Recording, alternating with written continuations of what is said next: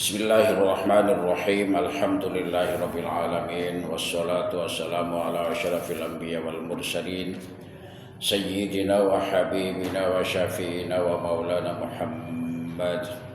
Rabbi shrah li sadri wa yassir li amri wa hlul 'uqdatam min lisani yafqahu qawli. Rabbi yassir wa la tu'assir, rabbi tamim bi khair. Subhanaka la ilma lana illa ma 'allamtana innaka antal alimul hakim. Wa bisanadil muttasil ila al-imamil muallif rahimahullahu ta'ala wa adama nafa'a bi ulumihi fid darain amin. Qala Allah fi kitabihil mubin wa huwa asdaqul qailin. A'udzu billahi minasyaitonir rajim. Bismillahirrahmanirrahim. Innal ladzina amanu wal ladzina hajaru wa jahadu fi sabilillah ulaika yarjuna rahmatallah wallahu ghafurur rahim. Sadaqallahul azim wa balagha rasuluhun nabiyul habibul karim wa nahnu ala dzalika minasyahidin wa syakirin walhamdulillahi rabbil alamin. Innal ladzina amanu, sesungguhnya orang-orang yang sudah beriman itu, walladzina hajaru, dan orang-orang yang melakukan hijrah, wajahadu, dan berjihad, ulaika, mereka itu beriman, hijrah dan berjihadnya, yarjuna rahmatallah, hanya berharap rahmat Allah subhanahu wa ta'ala, ya. Wallahu ghafurur rahim, dan Allah itu maha pengampun lagi maha penyayang. Pertama kita lihat amanu. Hijrah dan jihad itu jadi satu kesatuan, tidak bisa dipisahkan. Kalau secara definisi syariah, hijrah itu fisik, secara fisik berpindah tempat, ya, berpindah tempat dari tempat yang lama ke tempat yang baru, itu hijrah.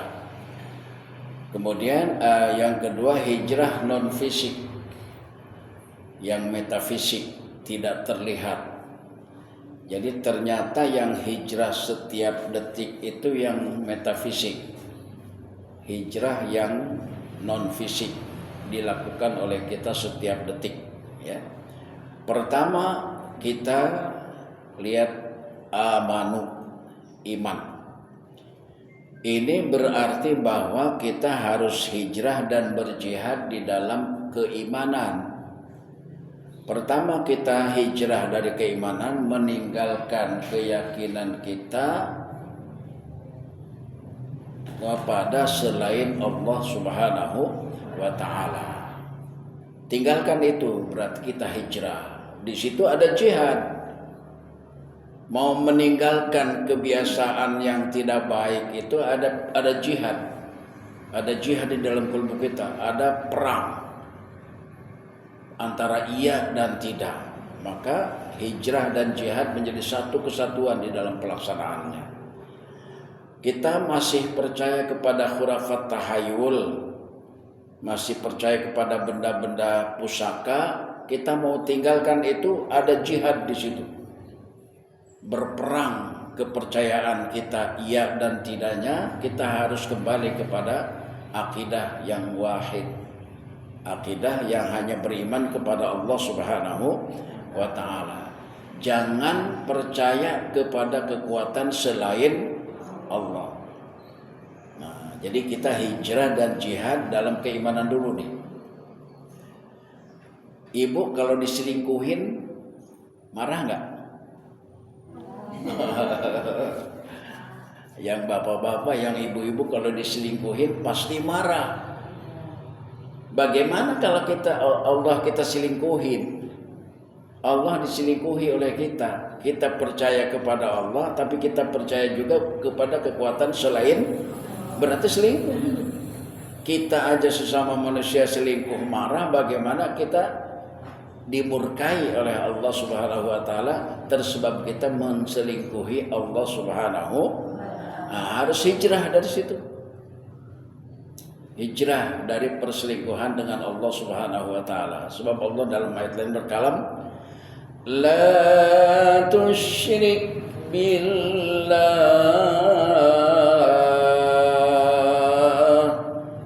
inna syirka la zulmun azim. Jangan berselingkuh dengan Allah, katanya, karena dosa perselingkuhan dengan Allah itu adalah dosa yang sangat besar, tidak bisa terampuni, perbuatan musyrik. Jadi berselingkuh dengan Allah itu musyrik.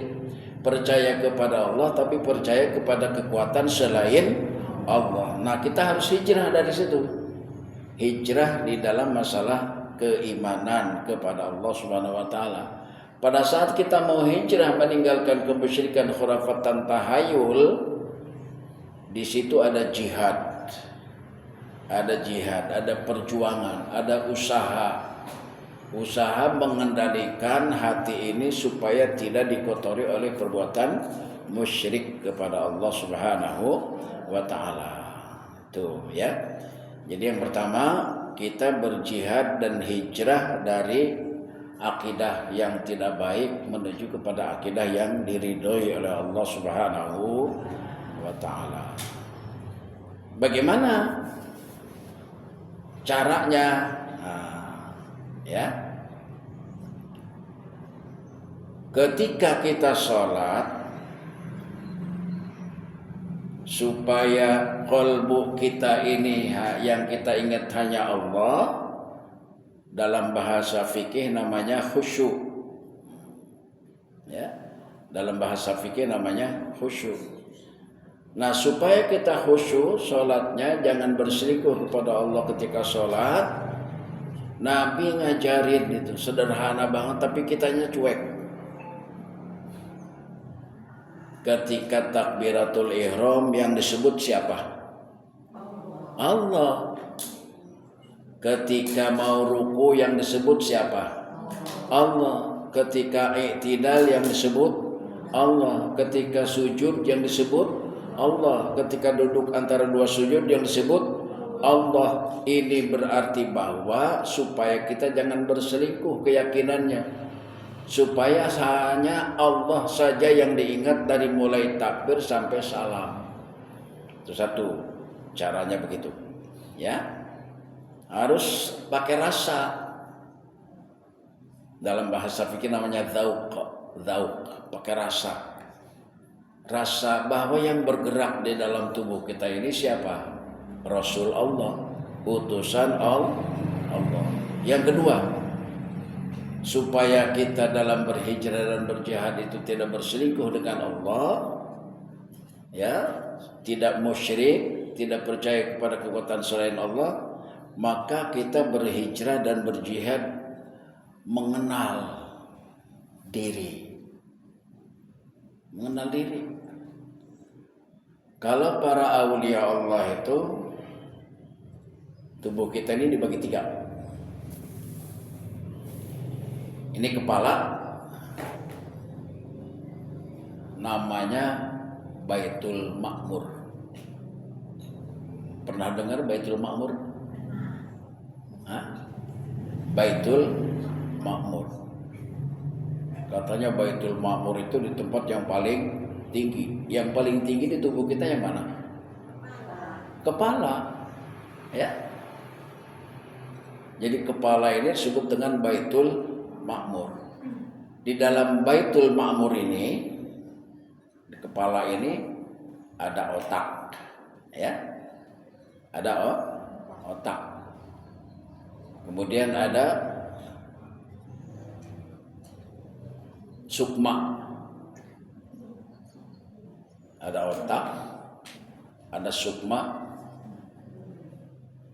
ada apa lagi dalam otak kita? Ada nafsu. Adanya di Baitul Ma'mur.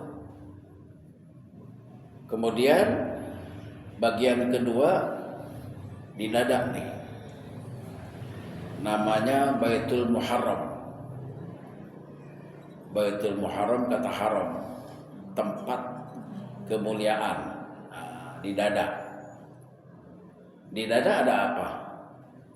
Ada qalbu. Ada qalbu. Qalbu itu apa? Jantung. Qalbu itu 7 lapis. Ya?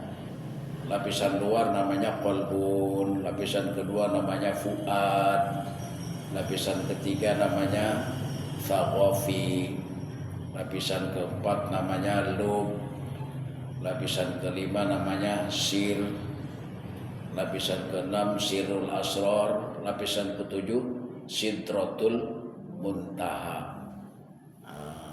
Ya. Jadi ternyata 7 lapis langit itu menggambarkan rohani kita. Lapisan-lapisan rohani. 7 lapis bumi itu menggambarkan lapisan-lapisan tubuh. Jadi kalau disebut di dalam Al-Quran itu jasmani dan rohani, maksudnya tubuh dan roh itu. Kalau disebut di dalam Al-Quran itu laki-laki dan perempuan, maksudnya adalah rohani dan jasmani. Yang perempuan disebut, yang perempuannya disebut jasmani, yang laki-lakinya disebut ruhani. Jadi kalau dalam Al-Quran ada kata rohani dan jasmani, dzakarun wa untha, laki-laki dan perempuan adalah ruh dan jasad kita. Itu harus dikenali. Kita hijrah tuh di dalam pengetahuan itu. Hijrah dalam pengetahuan itu, oh ternyata saya baru tahu itu. Maka berjuangnya mengingatkan, menghafalnya, memasukkannya ke dalam qalbu kita. Ya, itu di dalam qalbu. Namanya Baitul Muharram. Di dalam lapisan qalbu itu ada sebutan sirri. Sir itu apa sih? Kita sering ngomong sir, rahasia, rasa. Sir itu rasa. Kita punya rasa gak? Ada. Rasa pegel, rasa ngantuk, rasa lapar, rasa haus. Bisa dipegang gak itu rasa? Nggak dipegang, nggak bisa. Tapi ada kan? Ada. Itulah dia Allah. Jadi kita kenali dia supaya kita di dalam berjihad dan berhijrahnya itu benar-benar konsentrasi. Dalam hadis qudsinya Allah berkalam, al-insan, kita ini insan. Kata Allah, al-insanu sirri. Manusia itu rasa aku, rahasia aku. Jadi di dalam tubuh kita ini penuh rahasia Allah Subhanahu wa ta'ala. Nah, bagaimana kita mau berhijrah dan berjihad kalau kita belum mengenal esensi diri kita? Manusia itu penuh rahasia Allah Subhanahu wa ta'ala. Gak bisa dipegang, tapi ada dirasa. Kata Sayyidina Ali, la tuhassu, la tujasu, la tumasu. Gak bisa dibayangkan, gak bisa diraba, apalagi dipegang. Tapi ada. Ngantuk. Ibu rasa ngantuk bisa dipegang gak? Gak bisa, tapi ada rasanya gitu. Lapar banget, ada rasanya. Bisa dipegang tuh lapar? Gak bisa. Tapi ada. Itu rahasia Allah Subhanahu wa ta'ala. Coba cerna, coba dirasa-rasa, maka ternyata rahasia Allah di dalam tubuh kita semua. Berarti rahasia Allah dalam tubuh kita semua ada. Lalu kata Allah, wasirri sifati. Rahasia aku itu adalah sifat aku. Coba. Sifat Allah dirasakan oleh kita. Rasa lelah, rasa lapar, rasa ngantuk, rasa bahagia, rasa sakit. Itu sifat Allah semua. Jadi kita harus hijrah dan berjihad di situ ternyata sifat Allah itu bukan di dalam kitab, adanya di dalam diri manusia.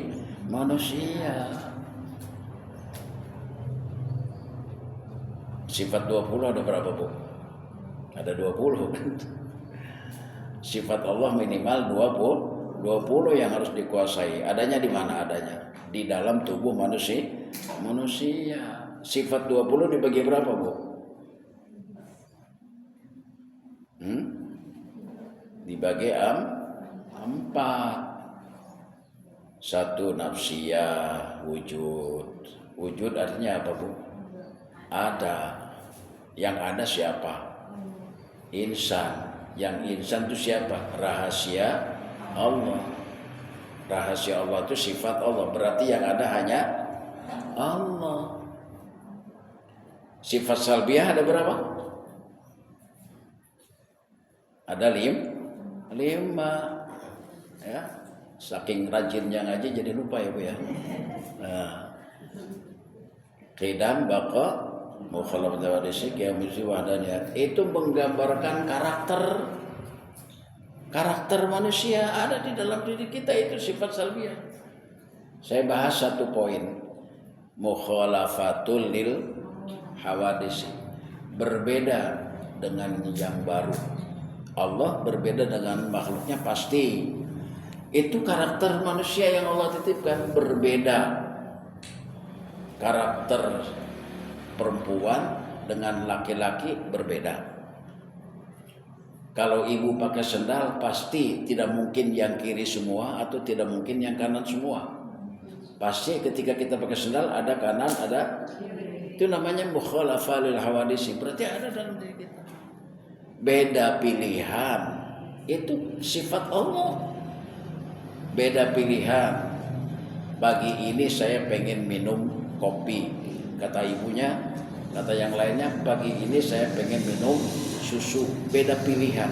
Maka itu karakter di dalam diri kita. Berarti bahwa sifat Allah itu ada di dalam diri manusia.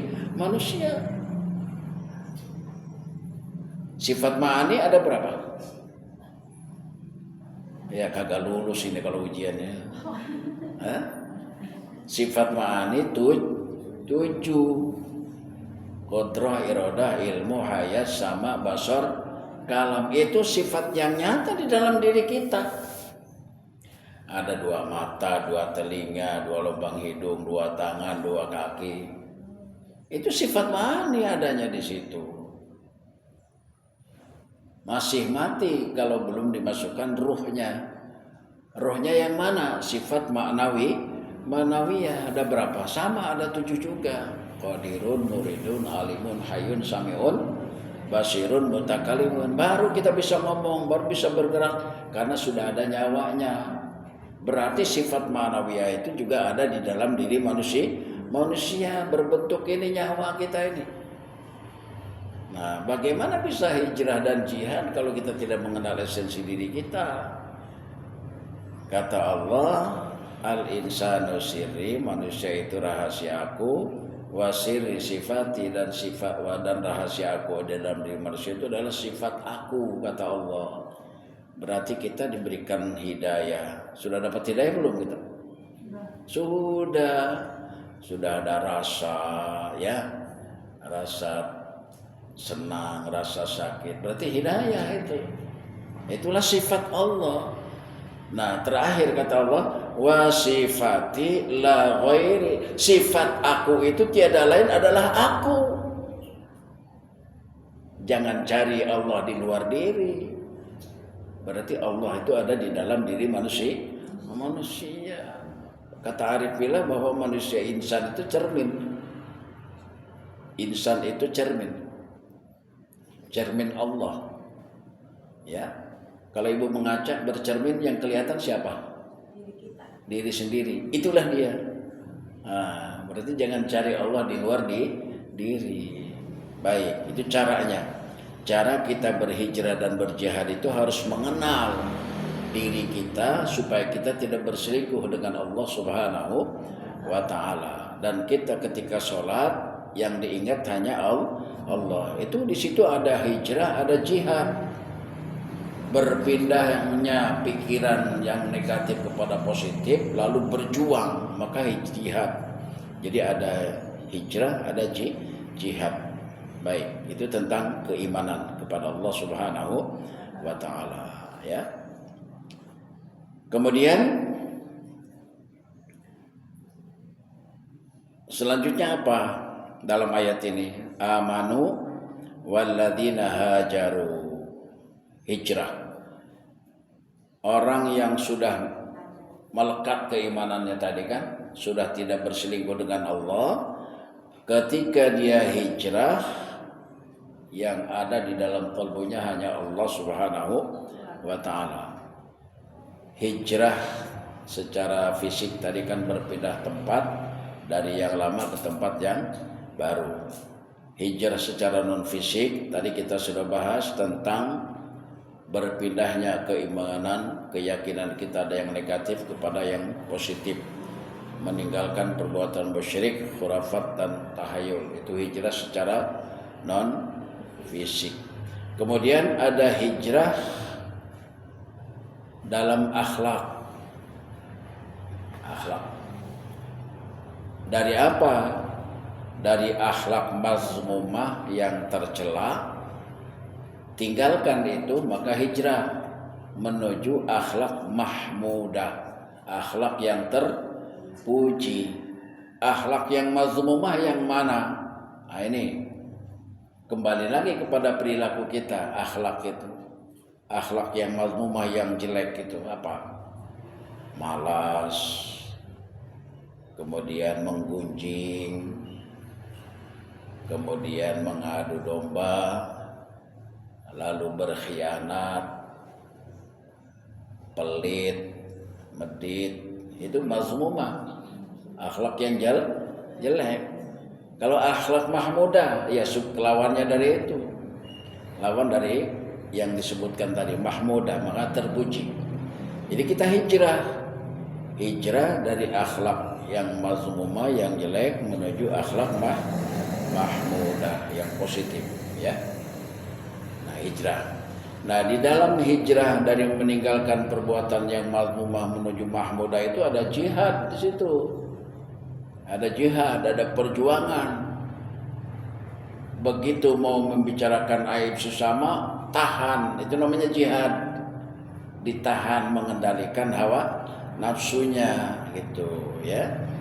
Itu hijrah dan jihad dari akhlak mazmumah menuju akhlak mahmudah, ya.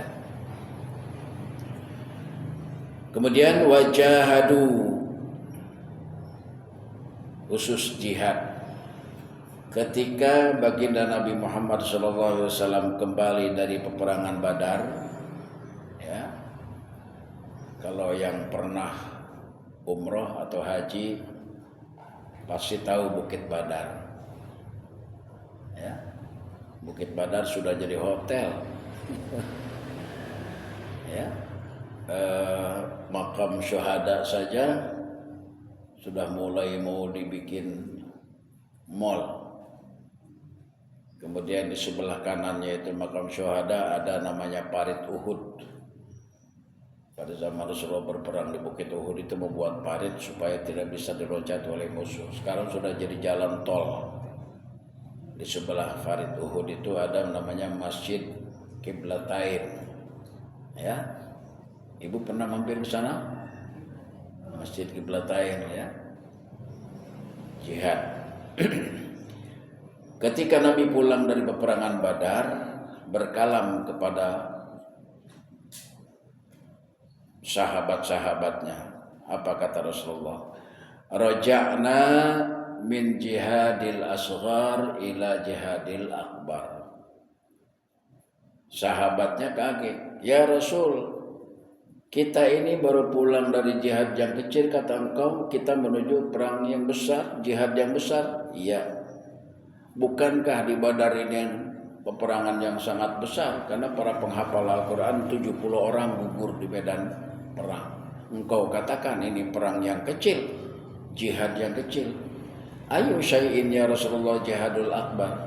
Lalu jihad yang paling besar itu apa ya Rasulullah?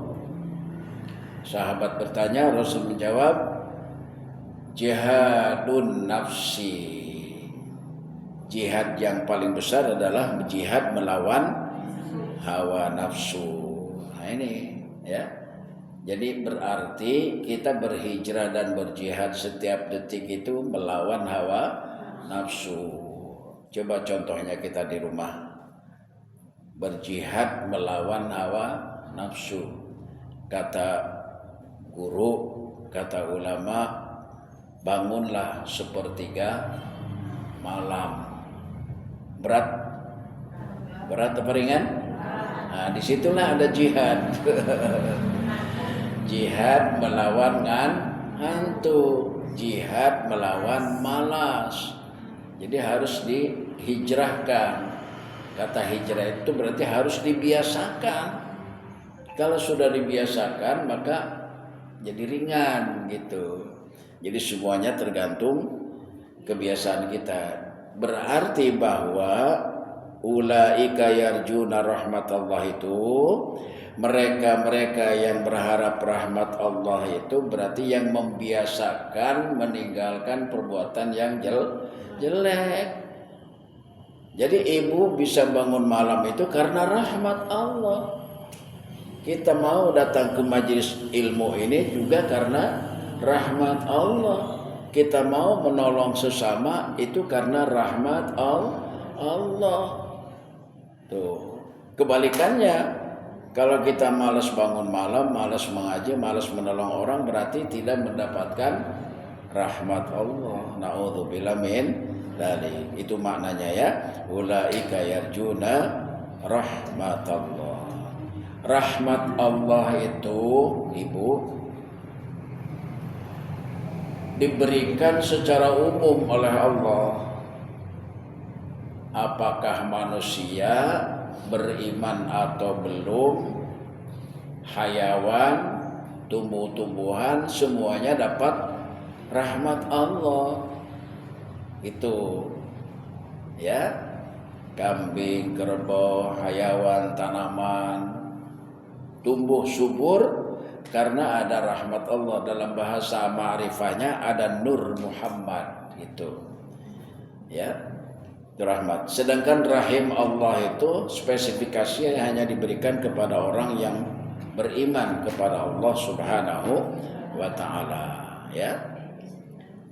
Wallahu ghafurur rahim. Allah itu Maha Pengampun lagi Maha Penyayang. Jadi jangan ragu ketika istighfar, diampuni enggak ya sama Allah. Enggak boleh ada kata gitu di dalam qalbu. Harus yakin. Ketika kita berdoa harus yakin bahwa doa kita dikabul oleh Allah Subhanahu wa taala. Ketika ibu membacakan Fatihah buat si kecil yang sedang demam, harus yakin juga bahwa itu nanti disembuhkan oleh Allah Subhanahu wa taala. Itu maknanya Ghafurur Rahim. Maha Pengampun lagi Maha Penyayang. Maksudnya kita harus yakin semua atas kehendak Allah Subhanahu wa taala. Sampai sini ya. Wallahu a'lam bishawab.